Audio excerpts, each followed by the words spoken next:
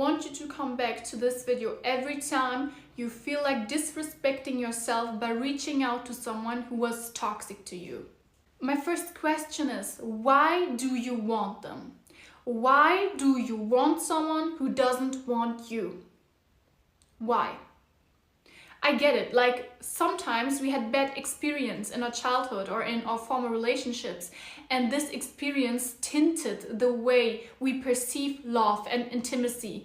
But if you know that you had certain toxic or traumatic experiences, why don't you try to heal from that? Why do you try to repeat the same lesson that you should have already learned by now again and again and again for years? What do you think waits for you at the end of this way?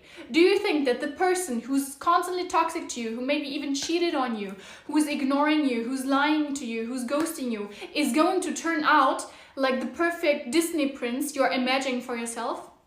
Do you think it's like in one of those Wattpad books, like enemies to lovers, oh my god, he's going to love me one day? No. And please stop saying these things of, oh, I'm just being Delulu. You're not being Delulu at this point. You are being naive, okay? You are being dumb. I'm so sorry that I have to say this to you, but this is nothing about being Delulu. Being Delulu means that you have a normal, neutral situation and you hope for the best because you know, okay, the best is about to happen. But being Delulu doesn't mean that you have a toxic relationship, a toxic person in your life, and you act as if they could turn out to be the best person ever. Even if they turn out one day, they change themselves and they turn out to be a good person, do you want to be with them with knowing that what they did to you is going to stay in your head for the rest of your life?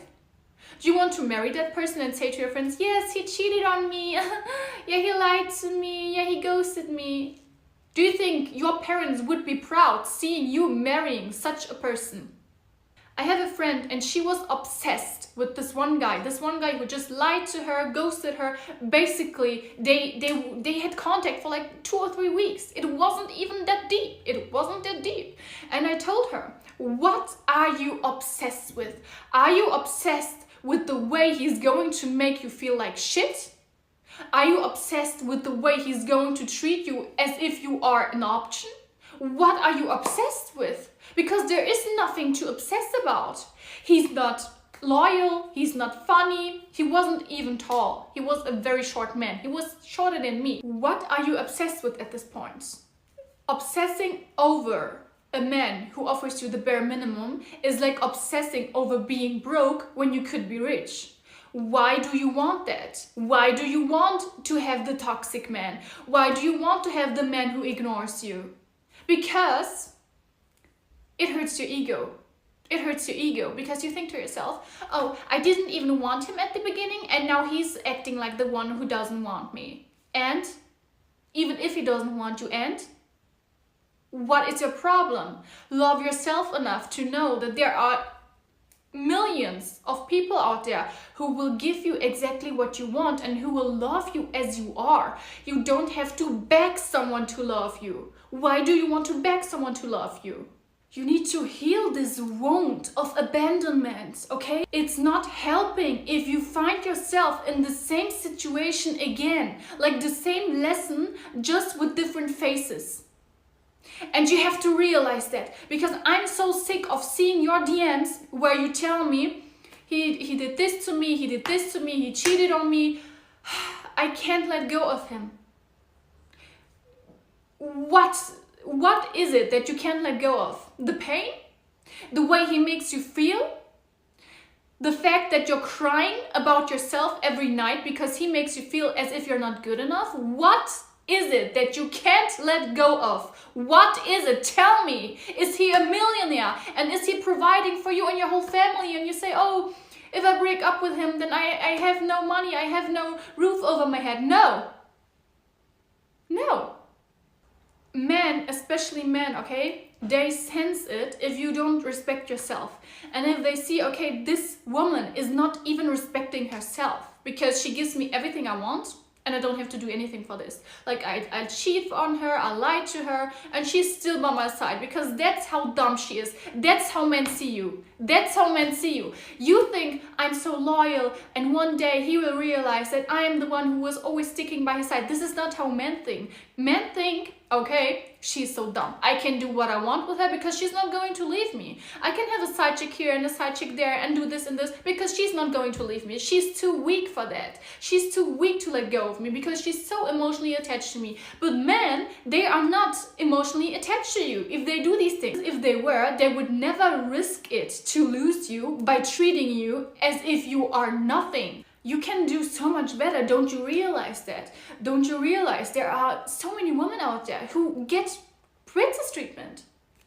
Not because they are better than you, or because they are prettier than you, or because they are smarter than you, simply because they are not dumb enough to settle for the bare minimum, because they know, okay, this is not what I deserve. I deserve more, and I'm not going to settle for anyone who doesn't give me exactly what I want. You guys, you get to know someone, and in the first 2 or 3 weeks, you already sense that this is not the person you would wish for yourself.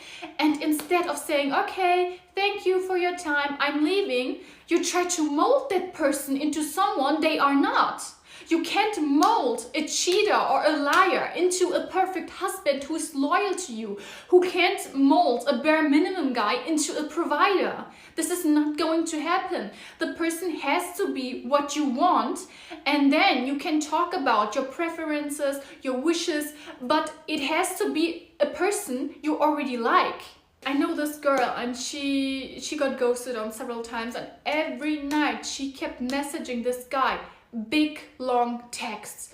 I miss you so much. I hope you know that I still have a soft spot for you in my heart. Oh, just know that I'm here whenever you want to come back. I feel physical pain when I read such text. I feel physical pain because this person took you, spit it on you, kicked you out, looked back, joked about you, laughed about you, and you are still there. Just know that if you decide that I'm worth it one day, you can still come back. You are out there wishing for them to come back. Like you do manifestation tutorials on men. Why don't you manifest a healthy relationship? Why do you want to manifest that toxic guy back? What is he giving you? But stress, drama, and pain. What is he giving you? You use your energy, your whole energy, to get a person back into your life who already showed you that you mean nothing to them. You are completely nothing to them. They don't want you. If they would want you, you would know. You would feel. You wouldn't ask me, do they want me? You wouldn't ask for a sign. You asking for a sign is a sign. If you ask for a sign, is that person the right person for me? This is already a sign, because no way that if your soul, if your intuition feels, okay, this person is good for me, there is no way that you would be even asking for a sign, because you would feel with your whole body, with your whole soul, you would feel this person is the right one for me, this person is meant for me. And I assure you, someone who's ghosting you, someone who lacks basic communication skills, someone who's not even respecting you, in no universe is that person meant for you. This is something I said to my friend. She's very religious, and I asked her, do you think that God would send a person into your life who's treating you like trash? No, God doesn't send people like this into your life. These people are sent from evil spirits, actually. These people are sent as a lesson, but not as a blessing. And this girl, she told me that she actually prayed to God that God would remove whatever man God has planned for her, to make that guy who's ghosting her, who's lying to her, who's cheating to her, her man. I swear to you guys, the second I was hearing this, I almost cried out of anger. I almost cried out of anger. You are begging for someone, you are begging to God for someone who's not even loving you. who's not respecting you, who's not willing to give you an ounce of what you really deserve, and you are praying for that person to be your man? You have to hate yourself to do this, actually, because this is as if I would pray to God, God, please let me live a miserable life. Please, God, I know that you have planned so much beautiful things for me, but please let me live a miserable life. Why do you do that? Please just trust the divine plan. There is something planned for you, and it's better than you can ever imagine. But this thing is not going to come for you because you keep that door shut with your whole force. You keep that door shut because you want to have that toxic person in your life. And as long as you don't let go of what's hurting you and what's damaging you, there is no way that a blessing can enter your life. You are blocking yourself from receiving this blessing. Because you're like, to learn this lesson, I don't have to learn this lesson. No, I want to keep them. There's this story that I once read, and it says that a man was forbidding his dog to eat chocolate because he knows this chocolate is bad for the dog. The dog doesn't understand. He just wants to eat. And he said in that text that he hopes that God sees us the same way. Like, we beg for something and we ask ourselves, why can't I have this? But you can't have this because it's bad for you. It's hurting you.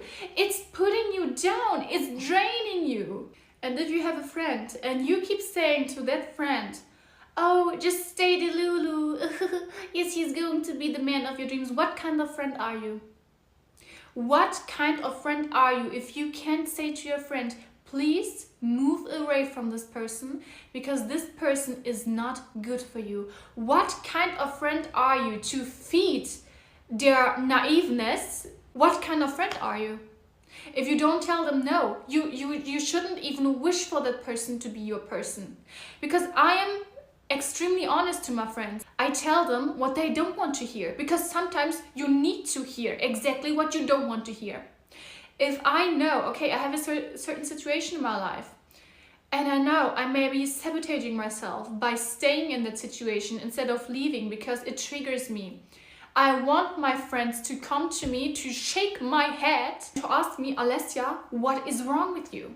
Why do you stay there? Why don't you do anything against it? So yes, I'm being very honest and very ruthless to you right now, but I think that some of you really need this, because I see some of you romanticizing these kind of situationships, even on TikTok. Like, you record yourself on TikTok, how you go back to the same guy who ghosted you already 3 times. Guys, actually, I'm at my limit. I am at my limit. Sometimes I wish I could go into your brain and I could just like connect the dots, that you start to realize, that you get this common sense of, oh, actually they are toxic. Actually, they aren't even good looking. Actually, I'm doing charity work. If you know that if you wouldn't tolerate toxic or disrespectful behavior anymore, there wouldn't be anyone left in your life. This should be a huge warning sign for you. But instead of realizing this warning sign, you're coming at me, telling me I would be alone if I do this. Yes, maybe you need to be alone. It's not bad to be alone for a certain amount of time in order to really heal and to attract positive and healthy relationships again. I want you to make a list, okay? A full list of everything they ever did to you. And whenever you feel like you tap into this delusion again, you look at that list and you see exactly what they did and when they did it. Also, talk with your friends about what they did to you. Talk with them, let them know the way you already got disrespected, because they will keep you, if they are good friends, they will keep you from getting disrespected again. I really hope that you just stop, because it actually, the power is in your hands. Stop tolerating these people in your life. They have no power over you. Once you say to them, okay, this is it, I'm going, I'm leaving, do whatever you want with whoever you want. I'm not going to care anymore. This is you claiming your power and taking your power back. Thank you for watching this video, guys. I love you, and please take care of you.